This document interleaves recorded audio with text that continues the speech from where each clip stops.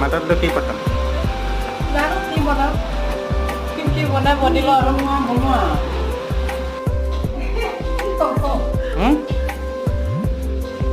কিহৰ পাৰ্টি আয়োজন কৰিছা ঘৰত? ছোৱালী আয়োজন ন আয়োজন কৰিছা লেট বিহু সেলিব্ৰেশ্যন আইতাই কি বনাইছে আইতাই অকণমান চাই দিয়ক আচলতে